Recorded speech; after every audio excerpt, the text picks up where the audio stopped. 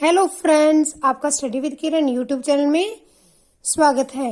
आज जो हम टॉपिक डिस्कस करेंगे हमारा एडीटी चार्ट 35 से रिलेटेड, वो फिजिक्स का टॉपिक है मैग्नेटिज्म या मैग्नेटिक इफेक्ट। कल हमने किया था इलेक्ट्रिसिटी, आज हम करेंगे मैग्नेटिज्म। इसके बाद हमारा एक ही टॉपिक रह जाएगा सोर्स ऑफ एनर्जी। आज हम इस टॉपिक को कंप्लीट कर लेते हैं। तो देखते हैं मैग्नेटिज्म में क्या है। लेट अस सी। चुंबकता, चुंबक। पहले देखते हैं मैग्नेट क्या होती है। मैग्नेट क्या होती है? चुंबक बोलते हैं पंजाबी में। चुंबक क्या होती है? एक एलिमेंट है, एक तरह का पदार्थ है जो नेचर में पाया जाता है, जो कि बाकी मेटल्स को अपनी तरफ खींचता है, जो लोहे को मोस्टली अपनी तरफ खींचता है। उसे क्या कहते हैं? मैग्नेट कहते हैं, चुंबक कहते हैं, है ना। नेचुरल चुंबक का ये फार्मूला है Fe2O3। जो हमारे नेचुरल चुंबक होता है उसको क्या बोलते हैं? उसका फार्मूला क्या है? Fe2O3। आर्टिफिशियल चुंबक भी आते हैं। एक परमानेंट होता है जो परमानेंटली सदा के लिए चुंबक की तरह काम करता है। कुछ टाइम के लिए परमानेंट वैसे भी बना सकते हैं। मान लो एक चुंबक का लिया, उसके नॉर्थ और साउथ पोल होते हैं, ठीक। उसके ऊपर हमने एक आयरन रोड रगड़नी शुरू की, करी बहुत देर तक रगड़ी। जब वो आयरन रोड को काफी टाइम तक उसके ऊपर रब किया, फिर उसके बाद उस रोड को जो अगर हम हैमर से मारेंगे तो वो कुछ टाइम के लिए चुंबक की तरह काम करेगी, ठीक। टेम्परेरी चुंबक क्या होता है? जिसको हम जितनी देर उसमें से हम करंट निकाल रहे हैं, मान लो एक आयरन रोड है, उसके बार बार मैंने एक कुंडल वाली तार लपेटी, उसके अंदर से अगर मैं करंट लगा रही हूँ, निकाल रही हूँ, तो वो भी कुछ टाइम के लिए चुंबक की तरह काम करेगी। तो आर्टिफिशियल चुंबक भी होते हैं और नेचुरल भी होते हैं। चुंबक के बारे में कुछ बातें पता होनी चाहिए। चुंबक के दो पोल होते हैं, नॉर्थ और साउथ पोल। चुंबक को कितने भी भागों में काट दो, ये कभी टूटेगी नहीं। हर एक चुंबक, ये इतनी बड़ी चुंबक है, इसके दो हिस्से कर दिए, एक नॉर्थ पोल बन गया, एक साउथ, एक नॉर्थ एक साउथ। तो चुंबक को चाहे कितनी भी काट दो, उसके दो पोल बनते ही रहते हैं, वो कभी टूटते नहीं हैं। नॉर्थ और साउथ पोल जो उसके हमेशा आते रहते हैं। ओके, ये देखो, ये मेरी चुंबक है, ये नॉर्थ है, ये साउथ है। छोटा कर दिया, नॉर्थ साउथ बन गए।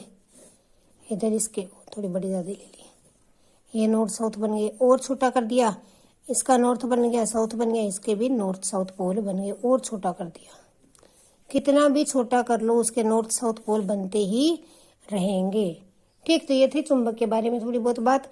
बाकी चुंबक के बारे में हम सबको पता ही है, तो इस पर टाइम ज्यादा वेस्ट नहीं करते, टॉपिक को कंप्लीट करते हैं। दिन हमारे पास कम है एग्जाम के लिए, हमने बायोलॉजी भी कंप्लीट करनी है इसके बाद। तो हम देखते हैं मैग्नेटिक फील्ड क्या होता है, चुंबकीय क्षेत्र क्या होता है। चुंबकीय क्षेत्र के चुंबकीय क्षेत्र क्या होता है वो देखते हैं। जब चुंबक है, वो जिस एरिया के अंदर उसका प्रभाव दिख रहा है, यहाँ मेरी चुंबक पड़ी है, जहां जितने एरिया के अंदर ये अपना प्रभाव डाल रही है, किसी चीज को जितने एरिया से अपने अंदर की तरफ खींच रही है, उसे क्या कहते हैं? चुंबकीय क्षेत्र। जितनी दूर तक के मीटर पर कोई पड़े हुए पे अपना से डाल रही है, उसे क्या कहते हैं? चुंबकीय क्षेत्र। और ये जो है ना, नॉर्थ टू साउथ जाता है हमेशा इसका।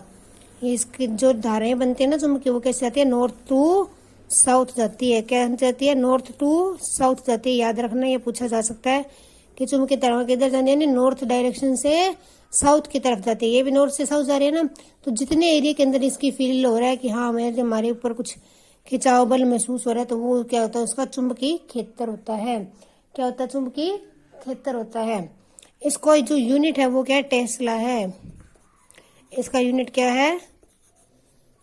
टेस्ला। ओके, जैसे हम टी से डिनोट करते हैं, किससे डिनोट करते हैं? टी से। ये सब इसका क्या है? मैग्नेटिक फील्ड है। क्या है? मैग्नेटिक फील्ड, चुंबकीय क्षेत्र। ओके, चुंबकीय क्षेत्र क्या है? जिस एरिया के अंदर हमारे चुंबक का बल महसूस हो रहा है, वो सारा क्या है? चुंबकीय क्षेत्र है। क्या है? चुंबकीय क्षेत्र। ओके, और ये क्या होता है? नॉर्थ टू साउथ जाती है। चुंबकीय धाराएं कहाँ से कहाँ जाती है? चुंबकीय धाराएं नॉर्थ टू साउथ जाती हैं। ओके, अब नेक्स्ट देखते हैं। ओरेस्टेड नाम का एक साइंटिस्ट था, उसने एक जो प्रयोग किया था वो देखते हैं। उसने क्या किया था? जो ओरेस्टेड था उसने एक्सपेरिमेंट किया था। उसने देखा कि उसने क्या किया कि एक जो है चुंबकीय सुई ली और उसके ऊपर से बिजली के अंदर करंट लगाया, करंट निकाला, ठीक। जो उसके ऊपर जाके क्या निकाला? बिजली से करंट निकाला। तो वो क्या कहता है? He said that in any wire of word from which current is passed have an magnetic field. कि दुनिया की कोई भी वायर जिससे करंट पास किया जाता है, दुनिया की कोई भी तार जिसके अंदर से करंट निकाला जाता है उसके अंदर क्या होता है, मैग्नेटिक फील्ड होता है। वो क्या देती है, मैग्नेटिक फील्ड देती है। ये बात उसने बोली। फिर उसने इसको एग्जाम्पल से दिखाया। उसने चुंबकीय सुई रखी, ये साउथ पोल है या नॉर्थ पोल है, ओके। चुंबकीय सुई रखी और उसके ऊपर से एक तार लगाई और उसके अंदर से करंट निकाला। जब उसने करंट निकाला, इस तार से करंट निकाला, तो क्या हुआ, ये चुंबक की सुई है ना, ये डाइवर्ट हो गई, ये इस तरह हो गई,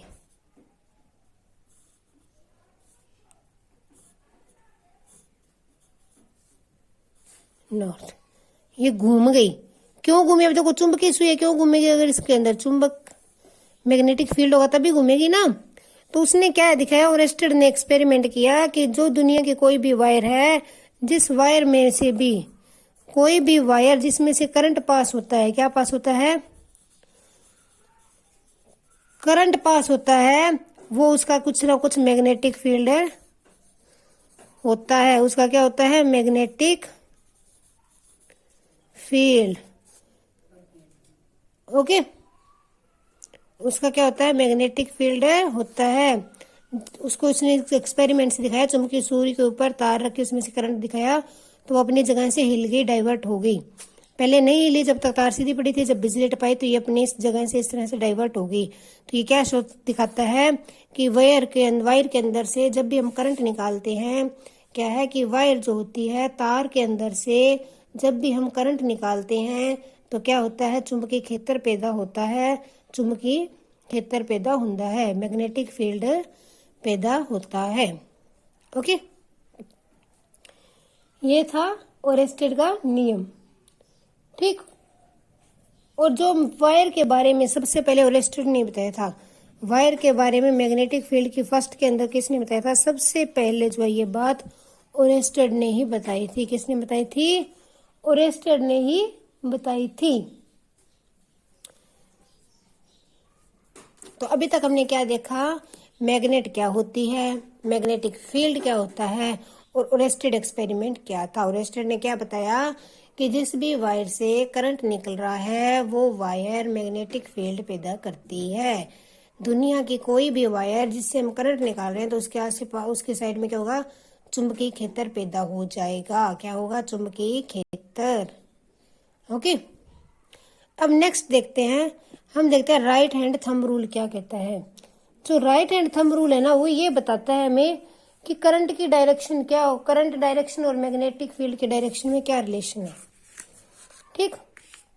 ये बताता है कि हमारे करंट और मैग्नेटिक फील्ड के अंदर क्या रिलेशन है, ये बताता है। इस जो थंब रूल से हम चेक कर सकते हैं कि हमारा मैग्नेटिक फील्ड किस दिशा में होगा, ओके। तो ये अपने साथ राइट हैंड से कर रहे हैं। मान लो ये मेरी करंट की वायर है, जो करंट देना वो इस साइड जा रहा है, नोक पर इस साइड ऊपर जा रहा है। तो मैंने इसको इसे ऐसे पकड़ा हुआ है, वेट 1 मिनट, मैंने इसको इस तरह से पकड़ा हुआ है, करंट ऊपर जा रहा है, मेरा थंब जो वो क्या दिखा रहा है, करंट की दिशा दिखा रहा है। तो जो मैग्नेटिक फील्ड है वो किस दिशा में होगा, वो मेरी उंगलियों के डायरेक्शन में होगा। उंगलियां देखो किस तरह से घूम रही है, उंगलियां इस तरह से घूम रही है, किस तरह से घूम रही है, देखो इस तरह से आई है वापिस। तो इसके अंदर किस तरह से आई उंगलियां, इस तरह से। तो ये इसका क्या होगा, मैग्नेटिक फील्ड इस तरह से होगा। मैग्नेटिक फील्ड की डायरेक्शन क्या होगी, ये वाली होगी। ये क्या होगी, इसकी मैग्नेटिक फील्ड की डायरेक्शन होगी। ये देखो, ये क्या एंटी क्लॉक है ना, क्लॉक ऐसे चलती है, ये एंटी क्लॉक है, ठीक। अगर मेरी करंट की दिशा ऊपर की तरफ है तो ये अगर अंगूठा करंट शो कर रहा है तो मेरी उंगलियों की डायरेक्शन, उंगलियां इस तरह से है, तो करंट इस तरह से है, ये देखो इस तरह से जो है मूव करेगा, ओके। तो ये क्या दिखाता है, मैग्नेटिक फील्ड की डायरेक्शन बताता है राइट हैंड थंब रूल जो है, कि मैग्नेटिक फील्ड किस दिशा में होगा और हमें करंट की दिशा दी हुई है। अगर ये वायर मैं नीचे की तरफ पकड़ूं राइट हैंड से, तो ये देखो मेरा अब करंट किधर है, नीचे की तरफ, वेट, हाँ इस तरह से पकड़ना पड़ेगा, ठीक। ये करंट को शो करा। अब मेरी उंगलियां किस तरह से है, वो इधर वाली साइड है, इस तरह से ना, इस तरह से, किस तरह से, इस तरह से है, ऊपर से ऐसे आ रही है, देखो ये इस तरह से उठा, नीचे नीचे की तरफ करंट जा रहा है, कैसे घूमी, इस साइड से ऐसे घूमी है, ये वाली डायरेक्शन है। ये कौन सी होगी, क्लॉकवाइज। तो इसमें मैग्नेटिक फील्ड की डायरेक्शन क्या है, क्लॉकवाइज है। तो ये जो दोनों थंब रूल है, राइट हैंड थंब रूल है जो, ये हमें क्या बताता है कि हमारे मैग्नेटिक फील्ड की डायरेक्शन क्या है। जो हमारा चुंबकीय क्षेत्र है वो किस दिशा में लग रहा है, अगर हमें करंट की दिशा पता हो तो। करंट की दिशा कौन दर्शाता है? थंब दर्शाता है। और जो वो फिंगर्स है वो किसकी दिशा दर्शाते हैं? Magnetic field. अगर ऊपर की तरफ है इस तरह से, तो ये देखो ऐसे इस तरह से लगेगा। अगर नीचे की तरफ है तो ये इस तरह से लगेगा क्लॉकवाइज। तो ये जो है थंब रूल था, वो मैंने देखा कि राइट हैंड थंब रूल क्या कहता है। ओके, तो ये था राइट हैंड थंब रूल। ये हमें क्या बताता है? Direction of magnetic field, if current की डायरेक्शन हमें पता हो तो। इसके बाद हम देखते हैं कि इलेक्ट्रोमैग्नेटिक इंडक्शन क्या होता है। बिजलई चुंबकीय प्रेरण क्या होता है?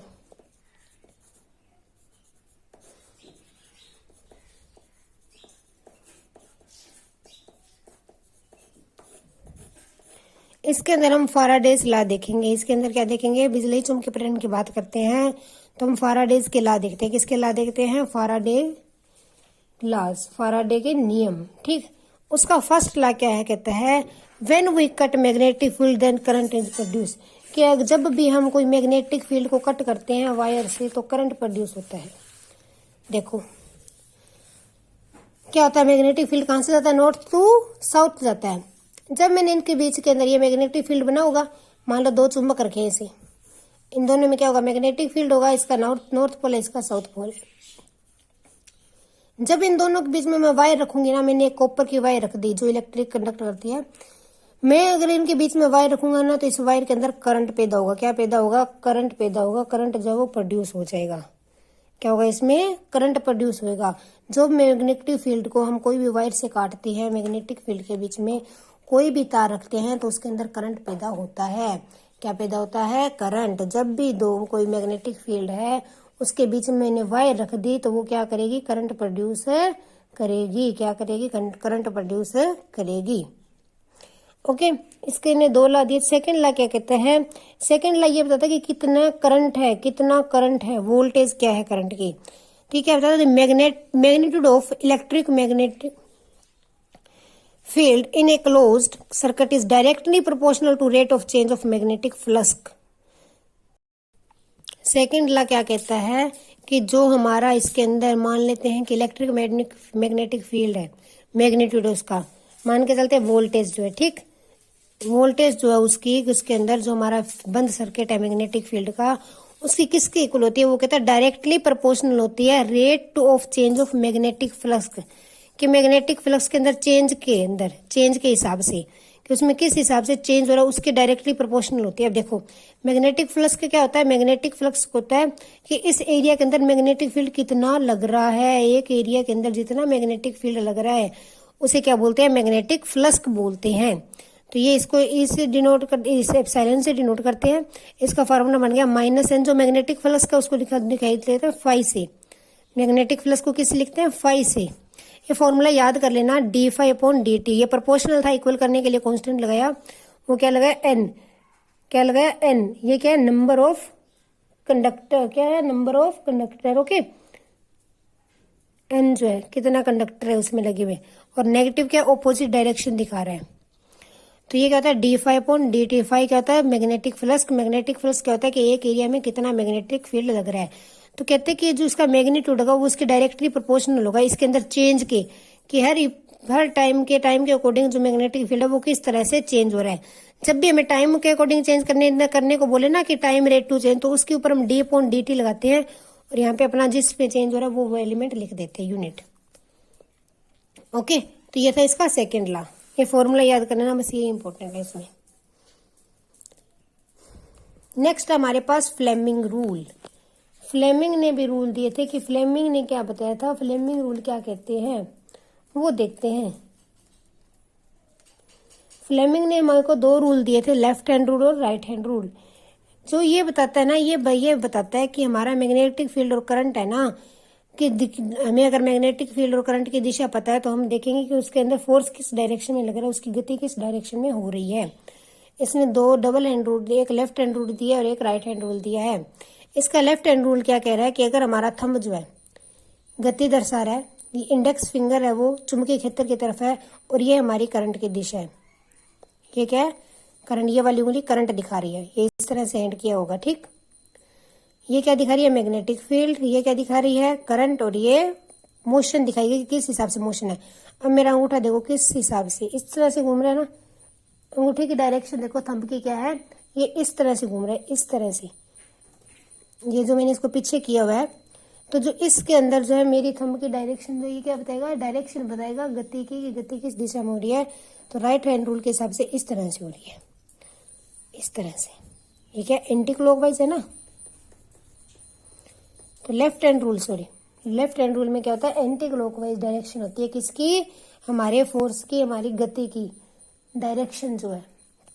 अगर राइट हैंड का देखें, देखो ये डायरेक्शन दिखा रही है, ये अंगूठा इस तरह से है पीछे की तरफ, ओके। तो ये इसके अंदर डायरेक्शन इस तरह से होगी, क्लॉकवाइज। फ्लेमिंग ने दो डबल हैंड रूल दिए थे, जो हमें मैग्नेटिक फील्ड, करंट और उसकी जो उसके अंदर फोर्स लग रहा है, सॉरी, जो उसके अंदर फोर्स लग रहा है उसकी डायरेक्शन के बारे में बताता है, उसकी गति के बारे, गति की डायरेक्शन के बारे में बताता है।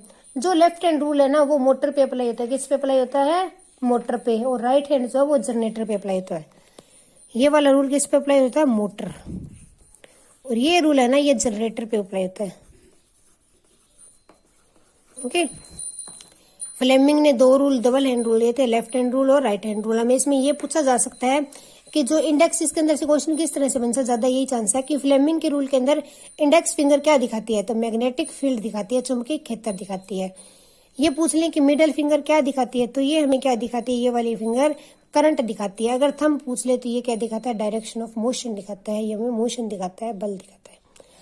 इसी तरह से राइट हैंड के अंदर भी पूछा जा सकता है, ठीक। तो फ्लेमिंग के दोनों रूल्स, दोनों हैंड के बारे में हमें पता होना चाहिए कि कौन सी चीज किसकी डायरेक्शन के बारे में बता रही है, ओके।